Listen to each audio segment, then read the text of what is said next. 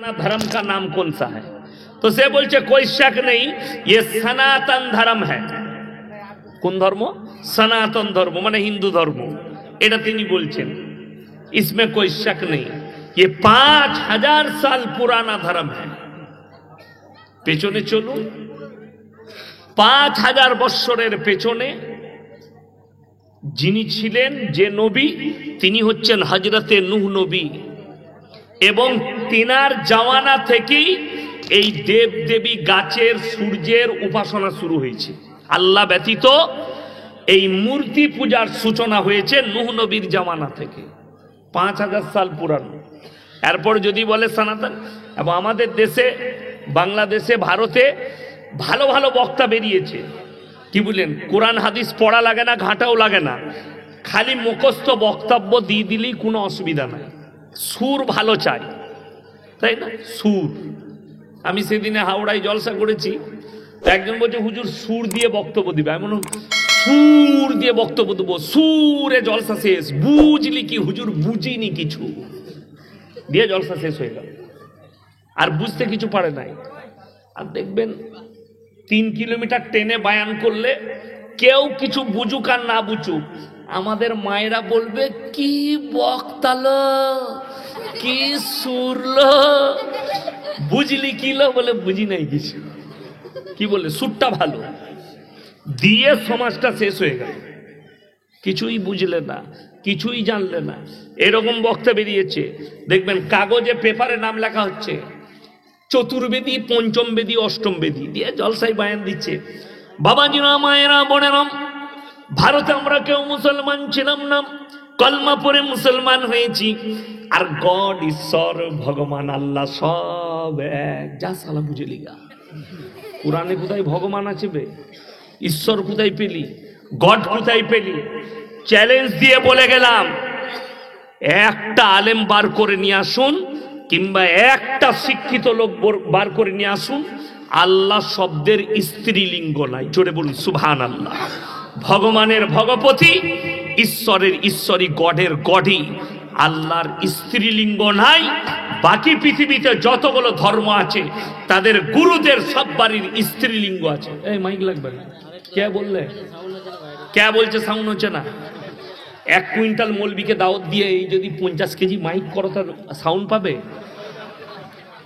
যা আছে ওই ঠিক আছে, তুমি আর ঝামেলা করো। তাহলে আমার মাইকটা লাগাও, লাগাও। আচ্ছা হোক, এইটা দিয়ে দাও আমারটা। হ্যাঁ, আমারটা লাগাও,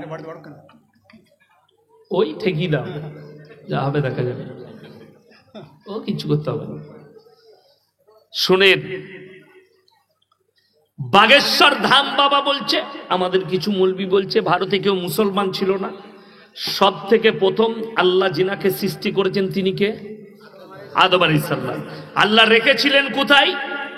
কথা বলুন। জান্নাতে। তিনি জান্নাতে আছেন। আল্লাহ নিষেধ করলেন সব ফল খাও, একটা গাছের ধারে পাশে যেও না। জান্নাত হচ্ছে পবিত্র জায়গা। জোরে বলুন সুবহানাল্লাহ। কি জায়গা? পবিত্র, অপবিত্র লয়।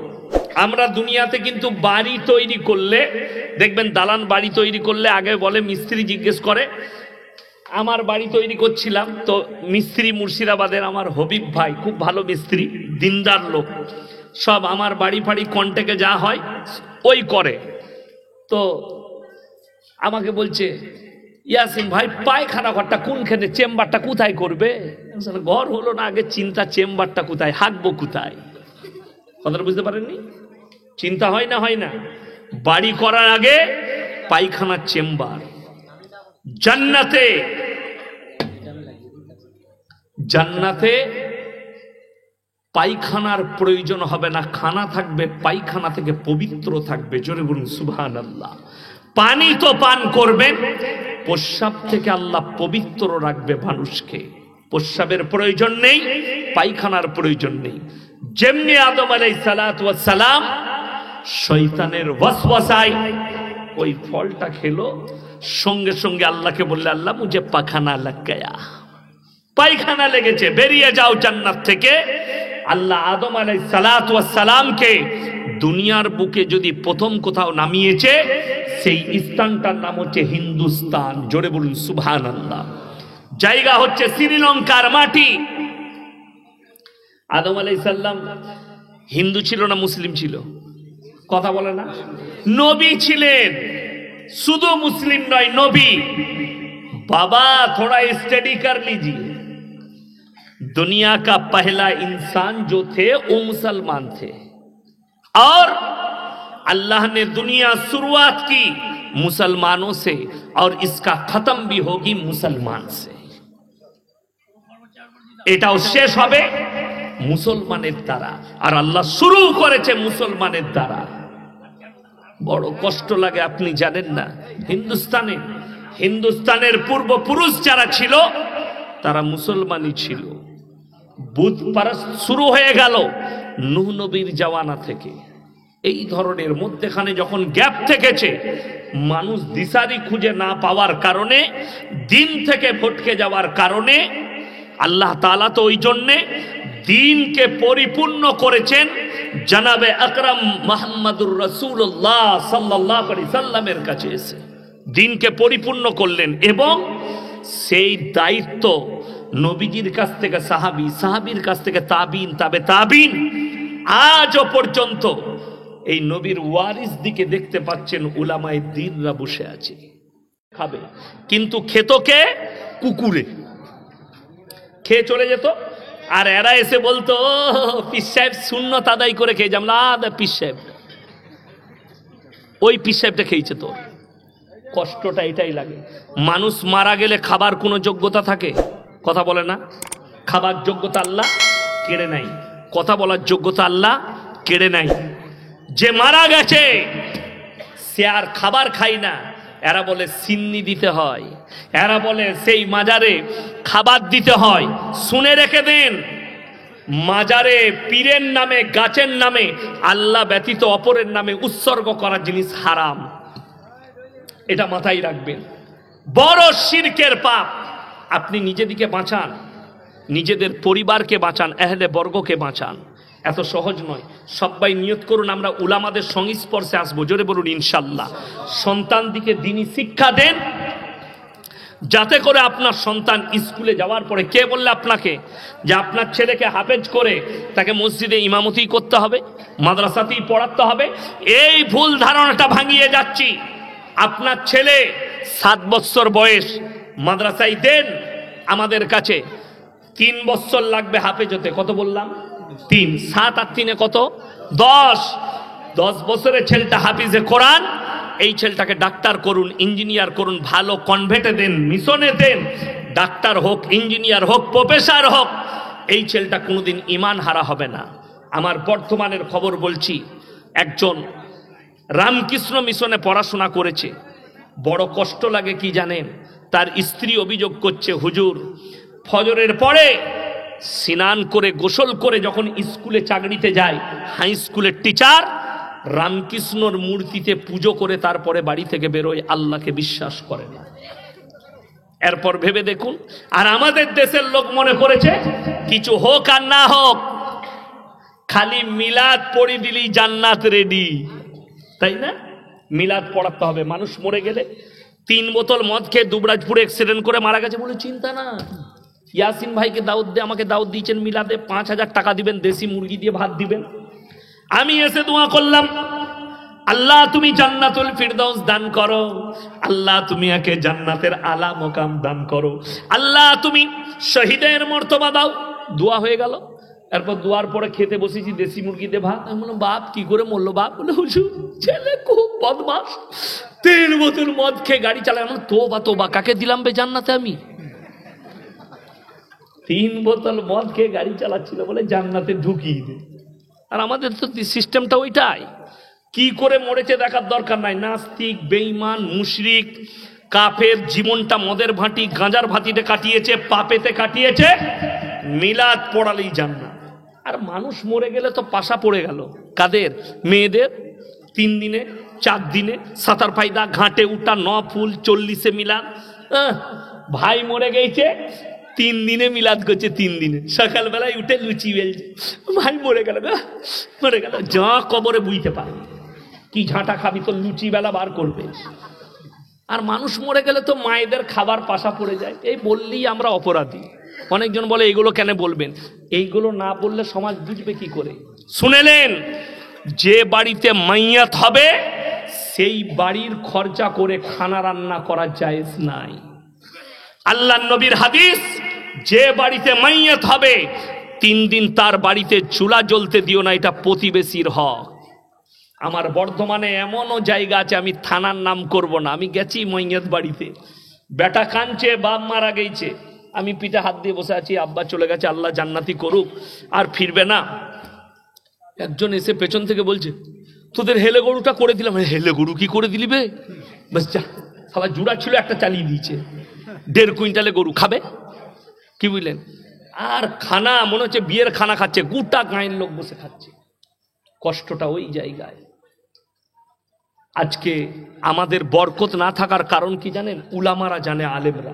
আমরা রাজ্যের বাইরে যাই, রমজানুল মুবারকের মাসে বাইরের রাজ্যগুলোই রমজান মাসে শহরিতে বন্ধ করে হোটেল আর চায়ের দোকান, ইফতারিতে চালু করে। আর আমাদের দেশে সিউড়িতে পাবেন পর্দা টাঙ্গিয়ে বেরোজগারকে হারামখোররা খাওয়াচ্ছে। তার টাকায় কি করে বরকত হতে পারে? ঠিক বললাম না ভুল বললাম? রোজার মাসে আমার শ্বশুর গ্রামে একটা চায়ের দোকান আছে, কি বুঝলেন, সমস্ত রোজদারদের জন্য চা ফ্রি। জোরে বলুন সুবহানাল্লাহ। সেহরির সময় ইফতারির পরে যত রোজদার থাকবে চা তাদের জন্য ফ্রি, একদম ফ্রি চা খাওয়াবে। এইরকম ইমানওয়ালা হওয়া চাই। মুম্বাইয়ে শালিমার হোটেল মুসলিমদের, গুজরাটিদের সব থেকে মাহমুদ আলী রোডের দামি হোটেল। 1 প্লেট বিরিয়ানির দাম 2500 টাকা। যদি বলেন হুজুর আপনি জানলেন কি করে? আমি নিজের পয়সায় খাই না, ওই যে লোকে খাইয়ে দিয়েছে। আল্লাহ তো আমাদের রুজি মেপিয়ে দিয়েছে, লোকের ঘরে খাবি, মেপেছে না? মাপে নাই। আমাদের খাবার তো লোকের ঘরে জানে, হুজুরদের খাবার লোকের ঘরে, মৌলবীদের খাবার দাওয়াত দিয়েছে, খেয়েছি। 2500 টাকা প্লেট। রমজান মাসে ইফতারিতে চালু করে, শাহরিতে বন্ধ করে দেয়। 24 ঘন্টায় 20 থেকে 22 লক্ষ টাকার মাল বিক্রি হয়। লাইন দিয়ে রেস্টরুমে বসতে হয়, তারপরে ওখানে টেবিল পাওয়া যায়। সেরকম দামি দামি হোটেলগুলো বন্ধ থাকে। আর আমাদের দেশে হারামখোর 5 কেজি গোশ রেঁধে বিক্রি করে সিউড়িতে হাই রোডে, রমজান মাসে পর্দা টাঙ্গিয়ে বেরোজগারকে খাওয়াচ্ছে। কতটা কষ্ট লাগে। রমজান মাসে চায়ের দোকান মুসলমানদের খোলা থাকবে, তোমার কি করে বরকত হতে পারে? তুমি খোলো, সেহরির সময় খুলো, তুমি খোলো, ইফতারির পরে রাত 10টা সারা রাত খোলা রাখো, অসুবিধা নাই শরীয়তে। এটাই তো কষ্টের। রমজান মাসে মাইয়াত বাড়িতে খানা রান্না, এর থেকে বড় দুঃখ কি আছে? যদি বলেন হুজুর মেহমান কেউ অসুস্থ থাকতে পারে, তো তুই অসুস্থ হলে তোকে কে যেতে বললে? মাইয়াত বাড়িতে যাওয়াটা ফরজ, তোর জন্য তো ফরজ নয়। তুমি মা, তোমার রোজা রাখতে পারোনি, তোমাকে কে যেতে বললে? আমার রমজান মাসে ফুফু মারা গিয়েছিল, নিজের ফুফু, আমার আব্বাদের ভাই বোনদের মধ্যে সব থেকে ছোট, আমাকে খুব ভালোবাসতো ফুফু। হার্টের প্রবলেম হয়েছিল, মারা গেল। ভাই বোনদের মধ্যে ছোট, আগে মারা গেল। আল্লাহ জান্নাতি করুক, বলুন আমিন।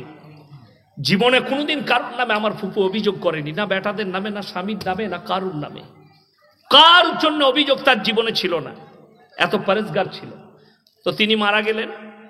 সকালে গিয়ে দেখছি, আমি রাতের বেলায় গিয়ে ঘুরে এলাম, তাড়াতাড়ি মাইয়াতে দাফন করব। সকালে আসছি, পাশেই গিরাম, চলে গেলাম। সকালে এসে দেখছি হাঁড়ি কুড়ি কি করবি বে?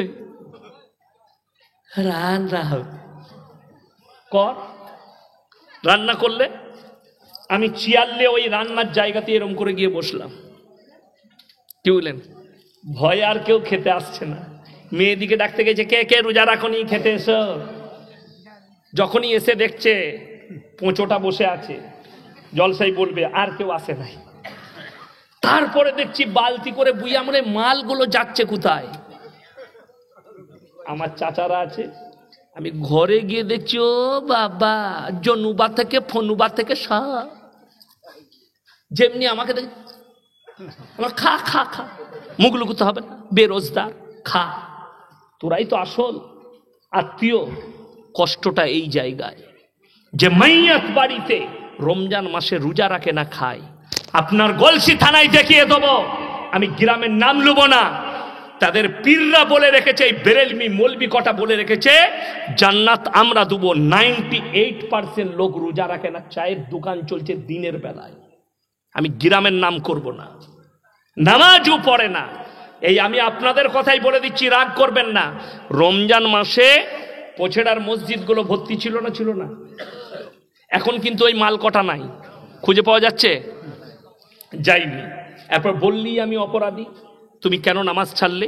আল্লাহর হাবিব সাল্লাল্লাহু আলাইহি সাল্লামের হাদিস, যার নামাজ নাই তার মধ্যে ইসলাম নেই। আপনার মধ্যে নামাজ নাই, আপনি কি করে বলছেন আমি ইসলামের মধ্যে আছি? কি করে দাবি করেন? আপনার কাছে বরকত কি করে আসতে পারে? প্রত্যেকটা ভাইকে অনুরোধ করছি, নামাজ কেউ ছাড়বেন না। জোরে বলুন না ইনশাআল্লাহ। নামাজ কেউ ছাড়বেন না। মায়েদিকে অনুরোধ করছি, তোমরা রমজান মাসে কোরআন তিলাওয়াত করে বেঁধে কোরআনটা রেখে দিলে পরের রমজানে খুলবে না। বরকতের জন্য প্রত্যেক দিন বাড়িতে কোরআন তিলাওয়াত করো। মুসলমান কতটা নির্বোধ খালি বলে দিই, বিয়েতে বেটার বউ দেখতে গেছে, গিয়ে বলছে চা পানি খেয়ে মেয়েটা নিয়ে এসো। ও মেয়ে যখন আসছে একদম, আরে বাবা রে, আসসালামু আলাইকুম, মনে হচ্ছে যেন একদম আব্দুল কাদের জিলানি, কিছুই জানে না উনি। বসলো, প্রথমেই শ্বশুর জিজ্ঞেস করে, না হলে চা শ্বশুর গেইছে, মা কোরআন পড়তে জানো? জি। মা নামাজ পড়ো? জি।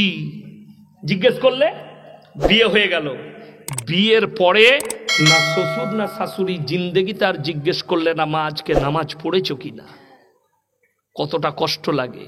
জিন্দেগি তার জিজ্ঞেস করলে না মা তুমি যে বউ হয়ে এলে আজকে কোরআন তেলাওয়াত করেছো কিনা। অথচ হাদিসে আছে, কেউ যদি সূরা ইয়াসিনের তেলাওয়াত করে ফজরের পরে, আগামী ফজর পর্যন্ত তার কাছে মৃত্যু ছাড়া কোনো বালা মুসিবত আসবে না। অথচ তুমি এটার ওপরে ভরসা করলে না। আমাদের মুসলমান মায়েরা বোনেরা বালা মুসিবত দূর করে হুজুরের তাবিজে।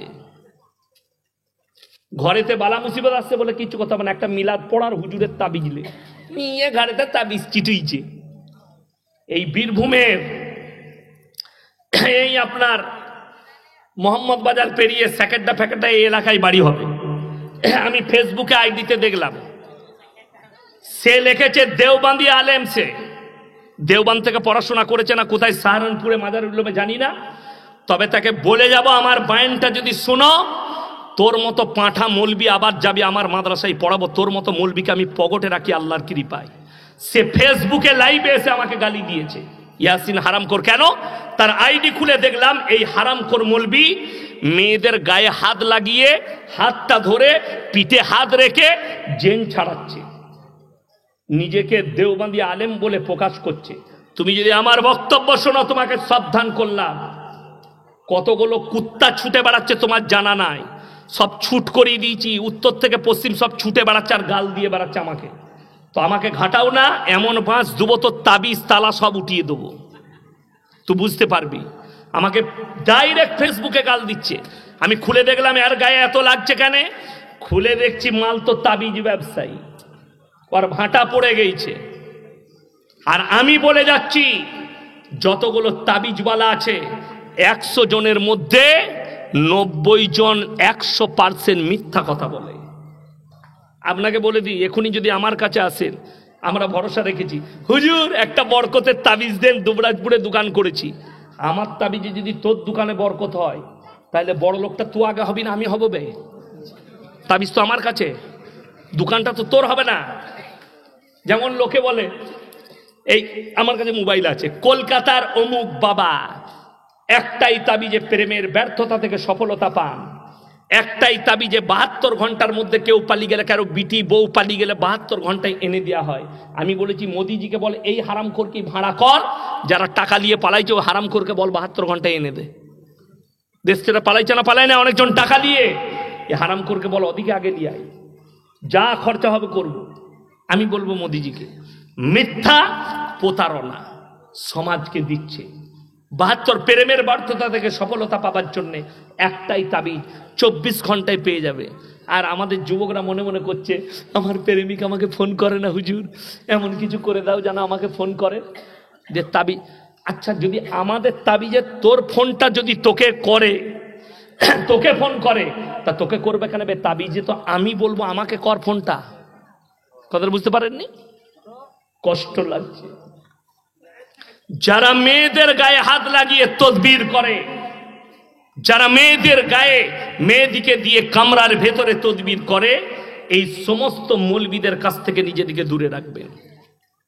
তদবির আমি বলে যাচ্ছি, যদি আপনার সন্তানের জ্বর আসে, আপনি নামাজি, আপনার স্ত্রী নামাজি, 11 বার সূরা ফাতিহা পড়ে পানিতে দম করে পানি পান করিয়ে দেন, আল্লাহ চাইলে শিফা পাবে। জোরে বলুন সুবহানাল্লাহ।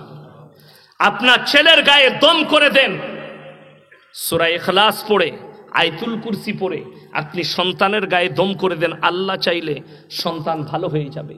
আপনার নিজের শরীর খারাপ, 11 বার সূরা ফাতিহা পড়ে পানিতে দম করে পানিটা পান করেন। বড় কষ্ট লাগে। আজকে আমরা হয়েছি যে কোনো জায়গায় গেলে ভালো হয়ে যাব। আপনার ঘরে বালা মুসিবত এসছে, আপনি বলছেন তাবিজের দ্বারা দূর করব। আপনি কোরআনের বিশ্বাসী না আল্লাহর বিশ্বাসী? আপনি নিজেকে একটু ভেবে দেখুন। অথচ কোরআনে আছে, ওয়ালানাবলুয়ান্নাকুম বিশাইইম মিনাল খাউফ ওয়াল জুই ওয়া নাকসিম মিনাল আমওয়াল ওয়াল আনফুসি ওয়াস সামারাত ওয়া বাশশিরিস সাবিরিন। হে আমার নবী, বলে দাও পৃথিবীর মানুষকে, তাদেরকে শুনিয়ে দাও, আমি আল্লাহ আমার বান্দাকে পরীক্ষা করার জন্য কখনো জানের ক্ষতি করি, কখনো মালের, কখনো তাদের খেতি বাড়ির ক্ষতি করি। আমি খালি পরীক্ষা করি। অবাশশিরিস সাবিরিন, আমার কোন বান্দারা সবর করেছে। আপনি সবর করুন, আল্লাহ আপনার পাশে থাকবে। ঠিক কিনা কথা বলেন? সবর আপনাকে করতে হবে যে কোনো হালতে। আপনি সবর, ধৈর্য ধারণ করবেন। সবাই করব, জোরে বলুন ইনশাআল্লাহ। আমি অনুরোধ করে যাচ্ছি, হাত তুলে বলুন নামাজ কেউ ছাড়বো না আজ ফজর থেকে। জোরে বলুন ইনশাআল্লাহ। আর আমি আর একটা বলবো, জলসা তো আমাদের কমিটির ভাইরা দিয়েছে, এই তো ব্যাচ করে বসে আছে।